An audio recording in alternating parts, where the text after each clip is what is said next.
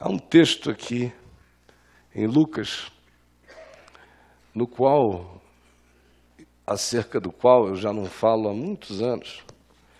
É interessante que quando eu era bem mais jovem, e aí por volta de quando eu comecei a pregar, há uns 43 anos, 42 anos atrás, eu era muito mais afeito a falar sobre ele do que nos últimos 25 anos da minha vida. Mas desde ontem, não tanto por causa de nenhum nexo específico, nem tanto por causa de qualquer realidade pessoal na minha vida que me tenha existencializado de maneira especial esse sentir e me motivado, me catapultado nessa direção, portanto, sem nada disso, mas exclusivamente pela repetida retumbância dessa frase que começou a ficar intensa na minha mente desde o dia de ontem ou a noite de anteontem. Pessoalmente, eu não busquei nenhum significado especial, apenas considerei a obviedade da narrativa histórica do texto e depois disso deixei que devagar o coração ficasse tomado de 2, 3, 4 realidades que pudessem significar uma lição de natureza espiritual, psicológica e capaz de produzir atitude na gente. Está aqui em Lucas, no capítulo 23, do verso 27 em diante, quando se diz o seguinte: Jesus sendo levado na direção do Calvário, do Gólgota. Já tinham recrutado Simão, o negro de Cirene, o sirineu, para que carregasse a cruz após Jesus. E o verso 27 diz: seguia-o numerosa multidão de povo, e também mulheres que batiam no peito e o lamentavam o que estava acontecendo com Jesus. Porém, Jesus, voltando-se para essas mulheres, disse: filhas de Jerusalém, não choreis por mim. Não choreis por mim. Chorai antes por vós mesmas e por vossos filhos. Porque dias virão em que se dirá: bem-aventuradas as estéreis, que não geraram nem amamentaram. Nesses dias dirão aos montes: caí sobre nós, e aos outeiros: cobri-nos. Porque se em lenho verde, em madeira não incendiável verde, eles fazem esse brasume, acendem este fogo, fazem isto, que será então com lenho seco e adequado para fornar-lhe para o fogo? Se em lenho verde fazem isto, que será em lenho seco? A mensagem imediata do que Jesus está dizendo a essas mulheres de Jerusalém e a quem quer que queira entender o que está sendo dito é óbvia. O que, de fato, ele diz vem carregado de um determinado espírito profético, apocalíptico, que apontava para o que aconteceria na cidade algumas décadas depois, não muito tempo, nos anos 70, quando o general Tito invadiu e cercou e sitiou a cidade, derrubou os muros, destruiu o templo, incendiou tudo e trouxe grande desgraça, e o povo foi disperso depois daquilo por aproximadamente 2000 anos, em cujo período aconteceu todo tipo de calamidade, de holocausto, e de dor, e de gemido, e de interpretação angustiada da história, como poucos povos, numa linearidade, numa continuidade histórica ininterrupta, tiveram a oportunidade de ter na história humana, na civilização humana. De cara. Segundo lugar, de cara, o que Jesus está dizendo é: se com aquele que caracterizaria todas as exceções, porque não veio para nenhuma sublevação explícita, não veio para saquear, não veio para tomar o poder, não veio para assaltar, não veio para fazer nenhum mal feito, não veio para qualquer tipo de insurgência provocando a perversidade, que ao contrário, vem e cura, e acolhe, e toca, e abraça, e anuncia ano aceitável de reconciliação com Deus e uns com os outros para quem queira. Se com uma figura assim eles fazem isto, que será então com aqueles que vivem e existem de maneira adequada a qualquer que seja a execução e sentença de juízo? Terceiro lugar, de maneira imediata, o que Jesus está dizendo é: todo este lamento que vocês manifestam aqui faz parte de uma resposta de natureza solidária e cultural para com a calamidade de alguém novo, entregue a um martírio dessa natureza e que carregou a simpatia de muitas de vocês e por cuja realidade vocês expressam esse nível de humanidade. Mas fiquem sabendo, é apenas ainda a encenação de uma certa solidariedade, porque nem vocês mesmas perceberam o significado do que está acontecendo aqui. Portanto, não chorem por mim.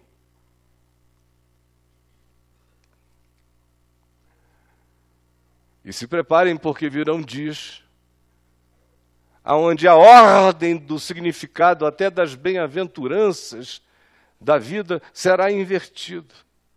Hoje, bem-aventuradas as que amamentam, as que dão à luz, as que geram filhos, as que procriam. Esse é um sentimento universal, é uma celebração obrigatória, é um dogma da saúde comemorativa, comemorar a chegada, o nascimento de alguém. Bem-aventurado. Mas ele disse, vai chegar a hora em que essas ordens serão invertidas, como muitas vezes acontece na experiência de cada um de nós. Em que aquilo que em outras circunstâncias seria a nossa grande alegria, passa a ser nossa maior de todas as angústias. Como tem uma quantidade enorme de pais e de mães que sabem exatamente do que eu estou falando aqui. O filho que você acolheu com toda a alegria de celebração, de entusiasmo, de felicidade diante de Deus, depois de um tempo passa a ser aquele por quem você chora de maneira tão desesperadamente visceral, com uma dor que está para além do contável, do narrável, do explicável, do descritível. Chega o dia em que você diz, monte, caia sobre mim.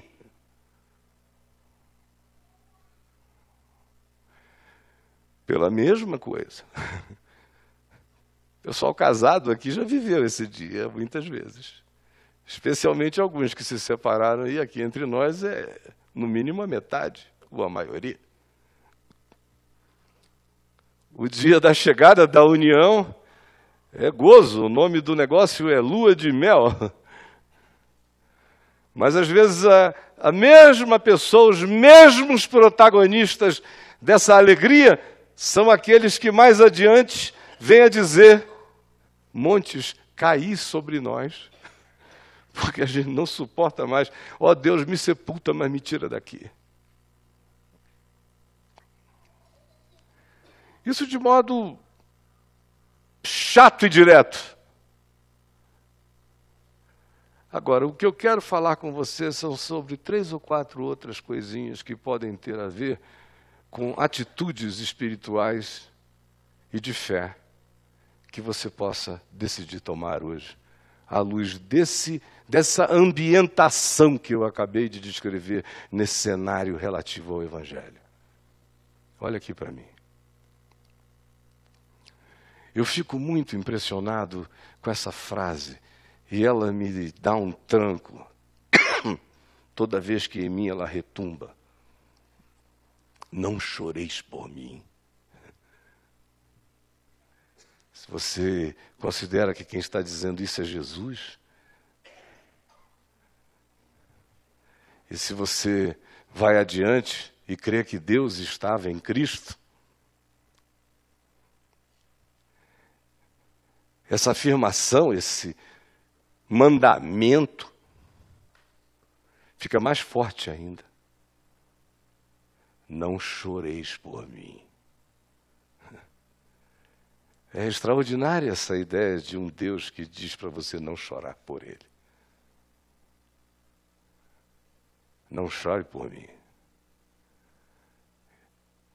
Primeira coisa que me vem à memória quando eu ouço esse retumbar, não chore por mim, é a lembrança de gerações inteiras que foram ensinadas que a única maneira de ser piedosa seria chorando por Deus.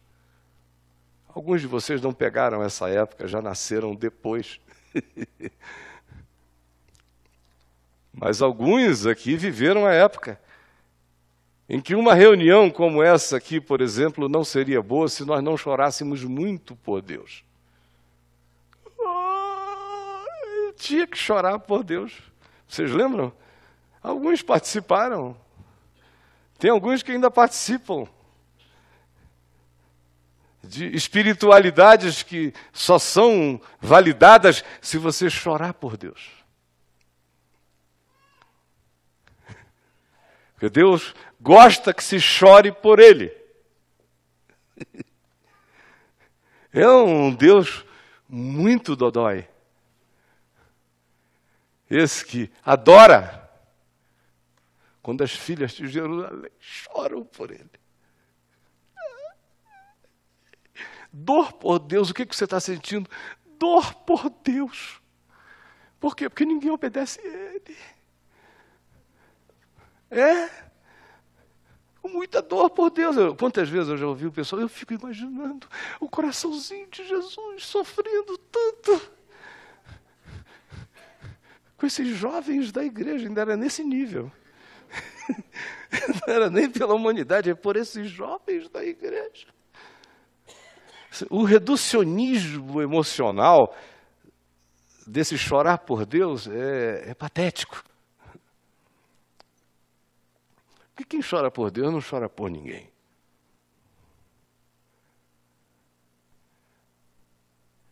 Quem chora por Deus não chora por ninguém. Encontrou um caminho de alienação relacional para a existência. E a melhor maneira de o fazer sem que você assine um atestado de psicopatia, sociopatia, indiferença emocional e afetiva, é chorando por Deus. Estou com uma pena de Deus. Agora, não fica só aí, é claro. A questão que chega a reboque disso aí é pelo que você chora realmente. Escolha pelo que chorar, é o que Jesus está dizendo. Por mim, não. Se você tiver que fazer essa escolha, pelo menos chore os choros bem-aventurados. Porque bem-aventurados os que choram o choro certo. Mas ficam profundamente doentes os que choram os choros errados. E aqui entre nós, tanto quanto os milhares que nos assistem ao vivo ali pela VMVTV neste instante, sabemos todos que há uma quantidade imensa de nós chorando os choros da não bem-aventurança e do não nexo e do não sentido. Porque existe uma obrigação de chorar. E a maioria de nós não quer chorar pelas causas certas. A gente elege os choros da fantasia, que não correspondem a realidades intrínsecas vinculadas àquilo que pode mudar ou não mudar a nossa vida, nosso presente e nosso futuro. E nos botar com os pés no chão, que se possa chamar de realidade. Escolha o que chorar. Eu atendo tanta gente que decide chorar o choro do pretexto, o choro do engano, o choro do auto-engano, o choro do olha lá um balão, o choro do disfarce, o choro da camuflagem, o choro da autopiedade, o choro de uma carência que não se quer tratar, que não se quer resolver, que não se quer pontuar, que não se quer discernir, que não se quer analisar, que não se quer conhecer, e a gente prefere transferir para um objeto de um choro ilusivo. Porque enquanto se sente aquela dor difusa, não se trata do que objetivamente nos perturba o ser. Escolha o que chorar. Chore antes por. Existe uma inevitabilidade na dor, mas não chore por nada que não seja realmente dor.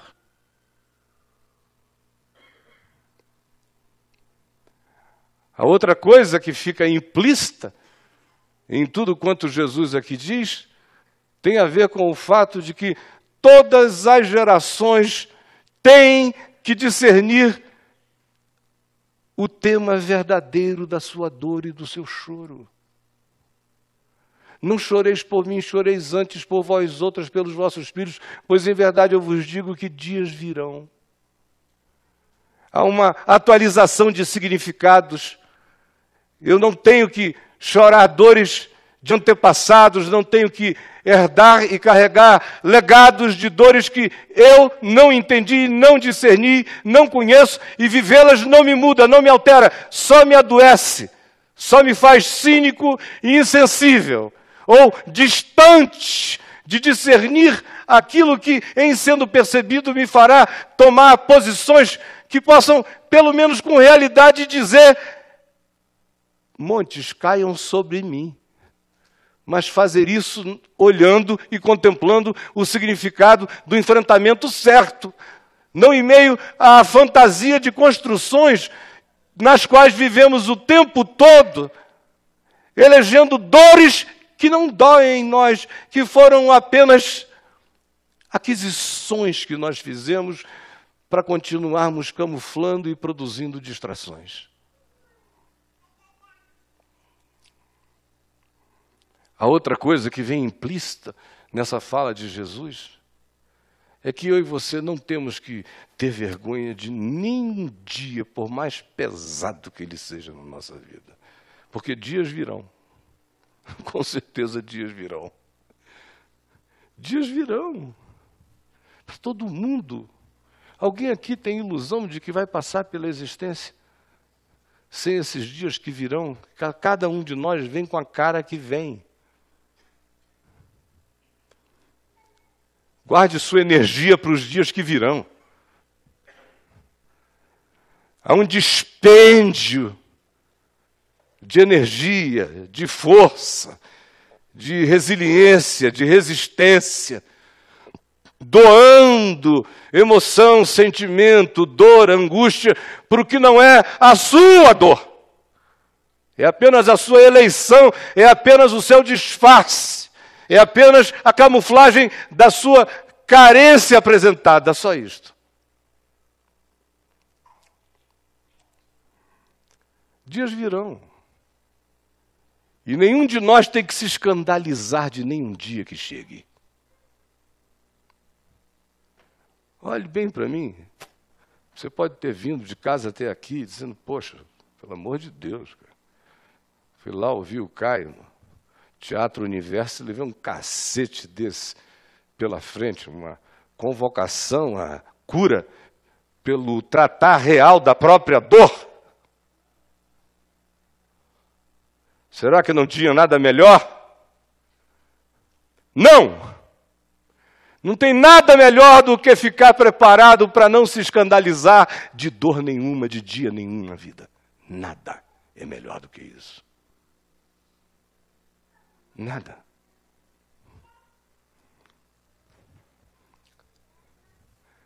Você já viu na existência de alguém, à medida em que o tempo tenha passado, a vida do indivíduo ter ido ficando cada vez mais fácil, mais leve? Até que chegam aqueles anos mais idosos em que tudo fica de uma leveza enorme. Aí ele vai parando de sentir dor nas juntas, não sente mais nada, nem no pé, nem na cabeça, não tem problema de sono, o intestino funciona, que é uma maravilha, o coração do cara é um relógio, uma máquina, o fígado cada dia mais inteiro, os rins funcionando como uma máquina de hemodiálise poderosa, o cérebro com a memória cada vez melhor. Alguém aqui conhece esse processo? É tão normal, tão natural.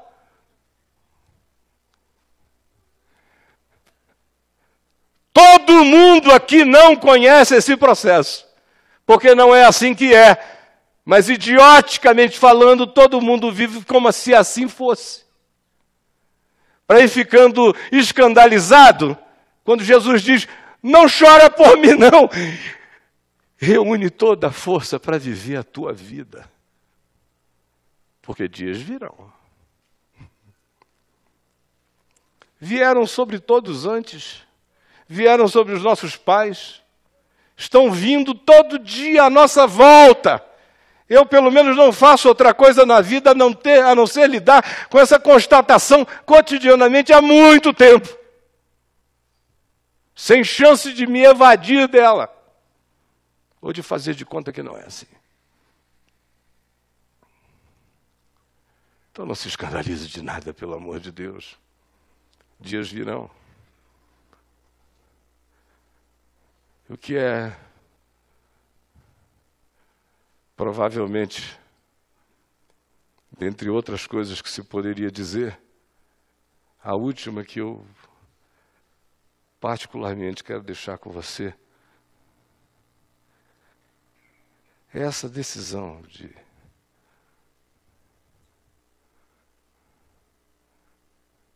de não tentar espiritualizar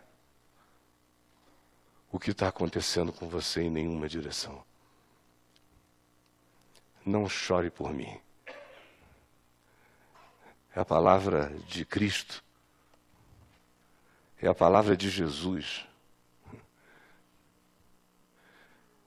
Ao mesmo tempo em que não caia na autocomiseração. Mas olhe para tudo com esse sentido de realidade corajosa e valente.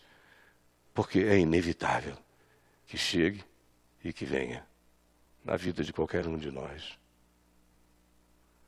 Eu já vivi o suficiente para não ter nenhum tipo de expectativa diferente a esse respeito, como também em relação a ter desenvolvido um princípio com o qual eu tenho convivido nos últimos 40 e tantos anos. Não tem ninguém aqui, ninguém, absolutamente ninguém, nem aqui, nenhum lugar, que me tenha visto, nem a minha mulher, onde quer que ela esteja aqui nesse auditório, que me tenha visto algum dia da vida pedir para alguém chorar por mim. Ninguém, graças a Deus. Nem anjo.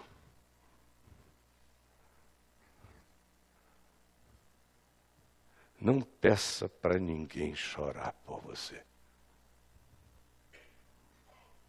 Não choreis por mim. É só quando você é capaz de chegar nessa maturidade que tem um homem, uma mulher, uma densidade espiritual em processo de maturação irreversível no seu coração. Quando você dispensa o mundo de chorar por você. Aí você, nesse sentido, se tornou também discípulo de Cristo. Não choreis por mim.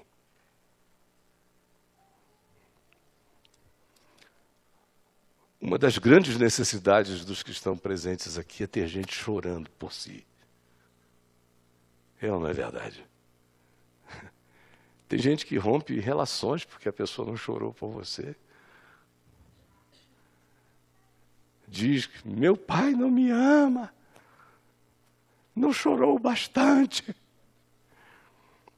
Nem a minha mãe. Fico terminando os meus namoros e ela já nem chora mais. Coitada. Se ela fosse chorar por cada um, ela tinha que virar uma carpideira profissional. É muita demanda. É muita demanda. Só há um completamente livre da carência. Dessa carência famigerada, disfarçada, camuflada, difusa. É esse que diz, não choreis por mim. Quando o espírito, quando a consciência, quando a fé, quando a certeza, quando a confiança vão nos plantando nesse nível de percepção e de pacificação que leva você a dizer para o mundo e para qualquer um, dizer para o seu pai, não chore por mim, meu pai. Não chore por mim, minha mãe. Aí você virou homem, mulher. Não chorem por mim, meus amigos, não chorem por mim.